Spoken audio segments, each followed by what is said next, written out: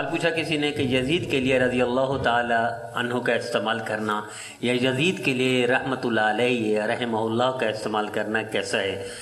جواب یہ ہے، سب سے پہلی بات یہ ہے کہ ہم سے پوچھا نہیں جائے گا قبر میں، آخرت میں، اور ہم نہ مکلف نہیں یزید کے اعمال کے یا یزید کے جو کچھ کیا اس کا ہم مکلف نہیں، ہم سے نہیں پوچھا جائے گا۔ دوسری بات یہ ہے کہ یاد رکھیے اس کے ساتھ رحمہ اللہ لکھنا یا رضی اللہ تعالیٰ یزید کے ساتھ لکھنا، دیکھیں ایک موٹی سی بات ہے، قرآن کریم کے ساتھ جو گتھا لگتا ہے نا وہ بھی محترم ہو جاتا ہے، قرآن کریم کے ساتھ کپڑا عام سا لگتا ہے وہ بھی محترم بن جاتا ہے، غلاف بن جاتا ہے، بیت اللہ کے ساتھ کپڑا لگتا ہے غلاف بن جاتا ہے، اس کے ٹکڑے ٹکڑے دنیا میں تقسیم کرتی ہے، متبرک تبرک کے طور پر دنیا میں تقسیم ہوتا ہے، اس کو چومتے ہیں لوگ۔